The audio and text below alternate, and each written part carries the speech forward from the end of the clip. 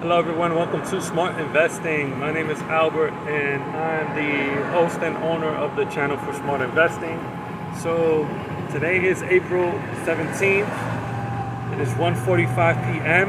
Markets are open. I'm on a little break, and I thought I'd share a video. It's been almost a week, so thought I'd throw one out there. We're going to be going over two stocks for the banking services sector. This is actually the complete list for me to finish this entire sector for the banking services sector. And this should be ending pretty soon.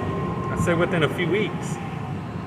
So the only two that we're going to be going over is VBFC and ticker symbol FGBIP. So for the first one up, VBFC,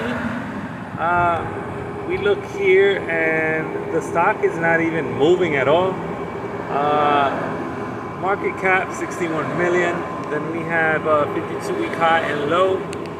We have a difference of about 15. That checks out. Then we have a dividend payout of 72 cents. Earnings are 1.3. That's pretty high for a payout of that size of earnings. So I'm not really liking that. I'm going to cross that out. PE is at 31.7. It's telling me that's very overvalued, very high price. Moving on from that, we have the 1-year chart here. Looks pretty flat within the last 6 months. They went from 54 all the way down to, I don't know, low 40s. It kind of broke into the high 40s, and then now back to the mid, now the low, and then it's just stuck in this range within, the 40s.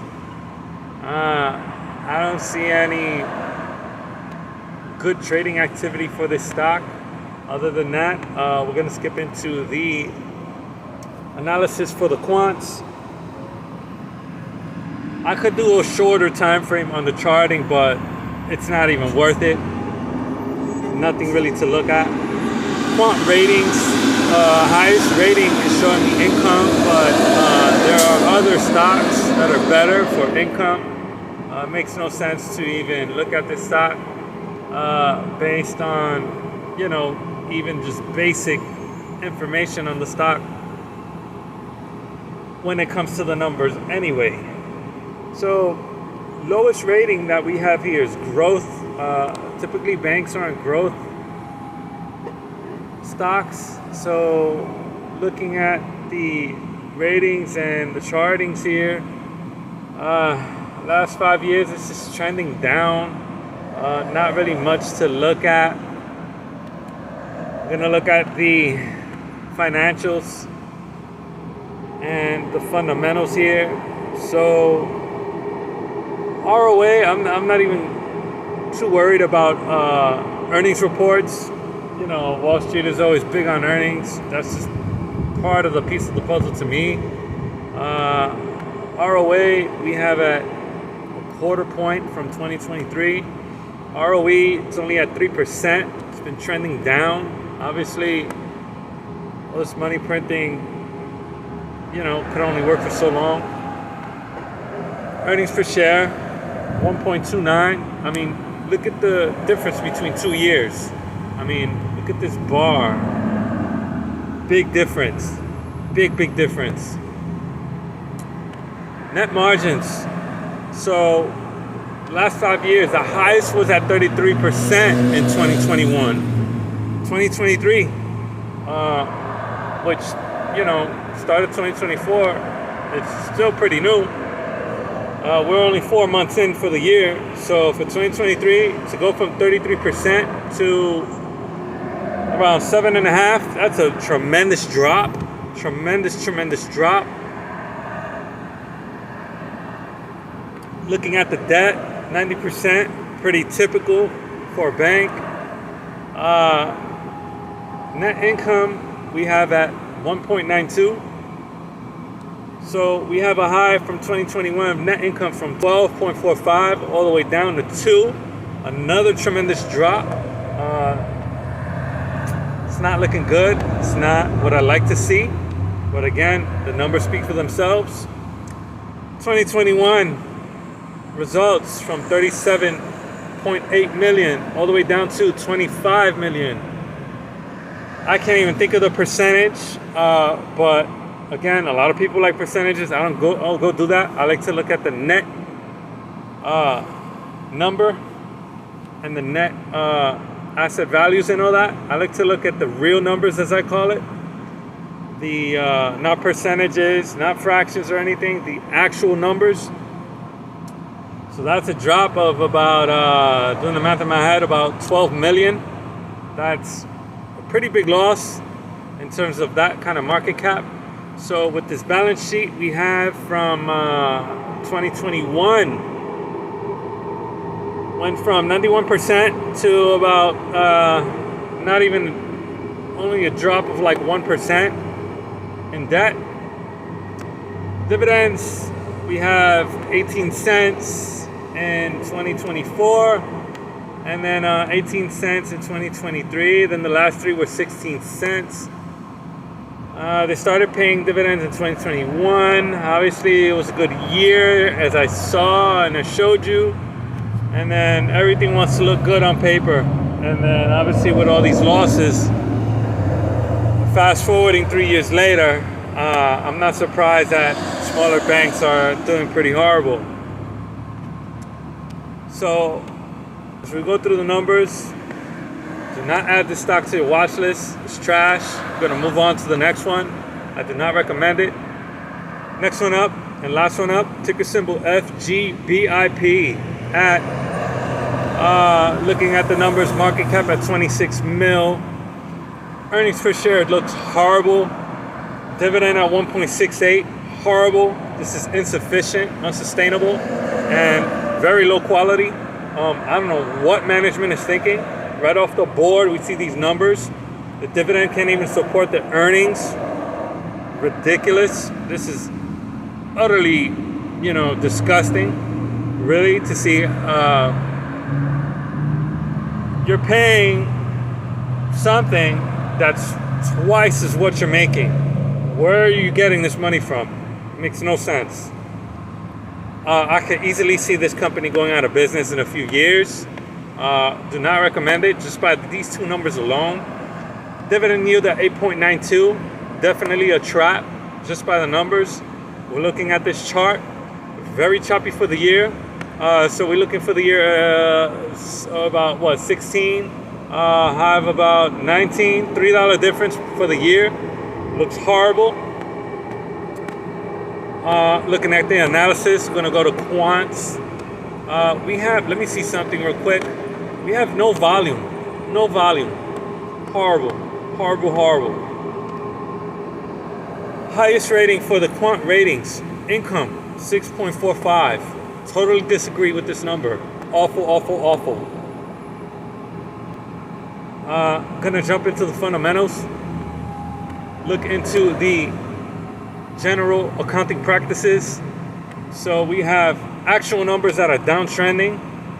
I feel bad for these very micro cap companies, especially the banks, that in a few years, and they're gonna keep every month just going bankrupt. We're not even going to hear about it. Going bankrupt.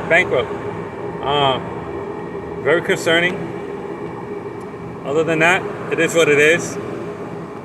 This is what you call capitalism. Moving on to the ROA, we have a drop from 1% from 2021. Another stock with the highest ROA and the highest results in the last 5 years was 2021. Everybody did good in 2021. Come 2023, almost 0.25%. So that's a loss of about 70%, 75%, almost, give or take. I'm off by a little bit, but around 0.75 loss. ROE, we have from 13.5 all the way to 4%. Loss of about 10%. Want to look at actual numbers? We'll go over that soon. Earnings per share 2.41 in 2021, going down to 1.6, almost a loss of 2. That is huge. Net margins. I love looking at net. This is true numbers, actual numbers. From 28% all the way to 9%. Loss of about 19%. Horrible. Look at that drop.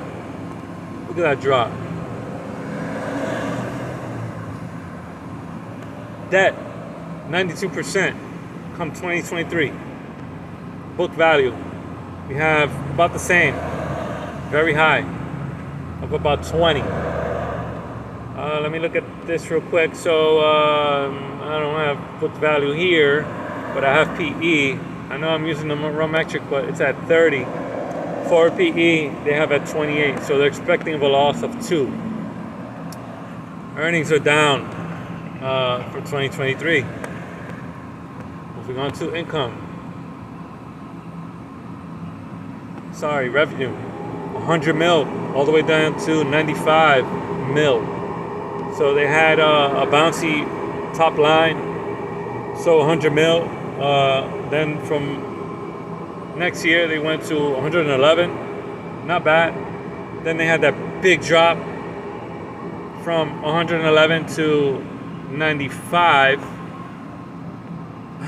That is a loss of about 14.2%, says it there. That is pretty big when you're considering market cap in the millions. That, again, 93%, 92 and change, rounded off to 93. Cash flow, 21 mil, 206, negative 2, sorry. Let me start all over. 21 for operating cash flow, that is 206 negative, and then 387 for financing. The total of that, let's see, that'll give me around 400. So 200 million in cash flow. Not bad. So 42 cents, they paid pretty much every quarter for the dividends. Other than that, this stock is pretty bad. No volume. It makes no sense to pay double of what you're earning. Double of what you're earning. Makes no sense. So if you have this on your watch list, get rid of it. No activity. Makes no sense to own this stock. I see this stock going bankrupt within a year. I'm not going to evaluate these stocks towards the end of the year, so I don't know if it's going to be a 2025 banking crisis. If it doesn't happen this year, sooner or later things are going to just keep cracking. So other than that, that's what I have for you. Thank you guys for watching. Stay tuned for the shorter video, and I'm going to continue to do the next 4 in a few days or in a matter of weeks. Thank you guys for watching. I'll see you guys soon.